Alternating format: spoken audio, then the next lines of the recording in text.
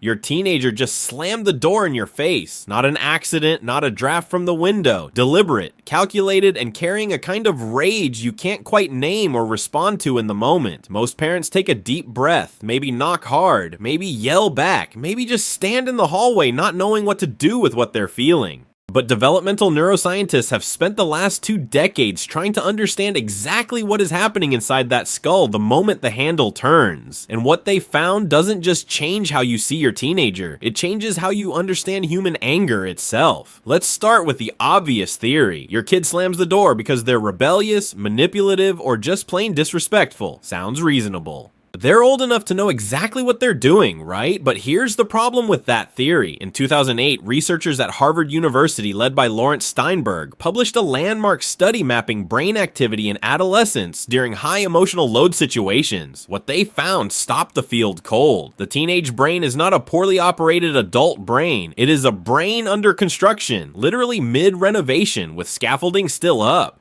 The prefrontal cortex, the region responsible for impulse control, emotional regulation, and rational decision-making, doesn't finish developing until age 25. But the amygdala, the brain's alarm center, the system that fires the fight-or-flight response, is already running at full capacity by age 12. Your teenager feels everything with the full emotional intensity of a grown adult. They just don't have the neurological equipment yet to process that feeling before acting on it. That slammed door was not a rational choice. It was an electrical discharge in a brain that hasn't grown its circuit breaker yet. But here's where it gets even stranger. Because teenagers don't slam doors for everyone, in every situation, at random. Researchers at Utrecht University ran a longitudinal study tracking more than 2,800 adolescents between the ages of 12 and 24 across several years of development. They were studying something called the individuation and separation process. What they found runs completely against every parental instinct. Teenagers who fight most intensely with their parents are, on average, the ones who need them most. Separation and attachment are not opposing forces during adolescence. They run in parallel. Your kid is pushing you away and pulling you back at the same time, sometimes in the same afternoon, sometimes within the same hour.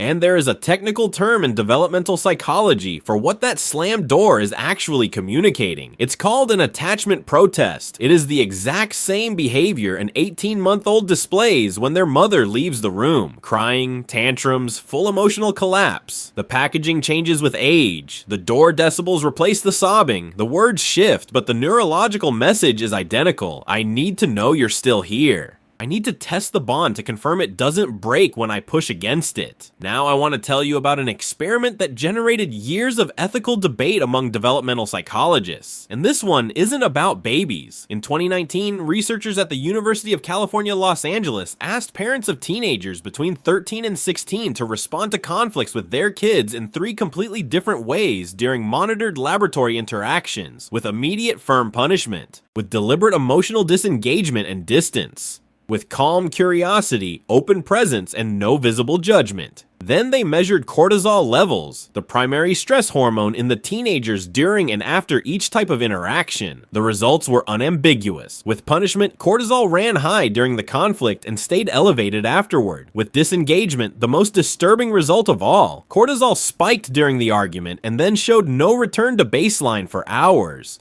With calm curiosity, cortisol rose naturally with the tension, then returned to normal within 20 minutes. The teenager was able to emotionally regulate when they felt the parent was present without being threatening. The slammed door is a request for help with emotional regulation. It just comes wrapped in a package that is very hard to open without losing your own mind in the process. And this is where most parents make the critical mistake, and it's not their fault at all. It is pure physiology. When your kid slams the door, your own amygdala fires immediately. You enter threat mode, and then something happens that neuroscientists call an amygdala hijack. Your prefrontal cortex also goes temporarily offline. 2 brains simultaneously in full fight mode, neither of them capable of meaningful communication. It is literally neurologically impossible to have a useful conversation in that state, for either of you. No matter how many years of parenting experience you have behind you, what the neuroscience recommends is not ignoring the door, and it's definitely not charging through it in the same second. It's giving your own nervous system 20 to 30 minutes to fully reset before any interaction happens, not as a punishment for them, as necessary maintenance for you.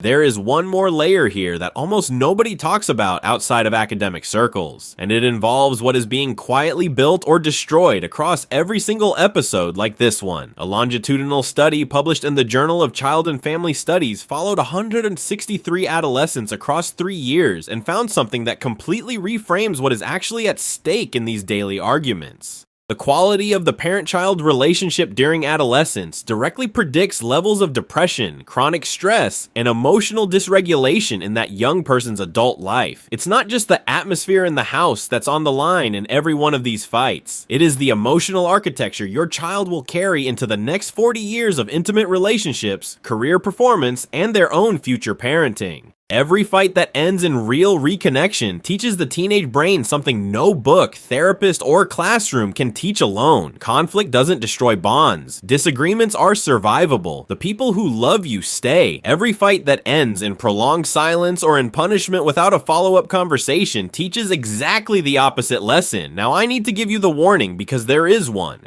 If you notice that your teenager has stopped slamming doors, that they've simply stopped fighting altogether, that they've become a quieter and more distant version of themselves over the past few months, that is not peace in the house. That is emotional withdrawal, and clinical psychologists are clear. Teenagers who completely cease protest behavior toward their parents show higher rates of depression, anxiety, and social isolation than the ones who keep fighting loudly and visibly. The fighting, as exhausting as it is the sign of a living bond. The sudden and total silence is the signal you need to take seriously. If something about that pattern feels off to you, trust that instinct. You are probably the most finely calibrated instrument in the world for reading your own child because you've been doing it since the very first day of their life. So the next time a door slams, remember what is actually happening on the other side of it. Your child's brain is calling for help in the only language it can access in that moment. Millions of years of evolution did not create teenage drama by accident. It is the human attachment system trying to confirm that you won't leave precisely when everything inside them is changing at once. And the only right response to a slammed door is not to slam one back. It is to stay on the other side of it and wait. If this changed how you see the arguments in your house, subscribe to this channel and drop a comment below. I want to know, what was the last door that slammed in your home? And what did you do right after? And if you want to understand why teenagers disappear into their rooms for hours without answering a single message, and why that time alone might actually be the most necessary part of their entire day, that's the next video. And the science behind it is more counterintuitive than anything you've heard about teenagers before.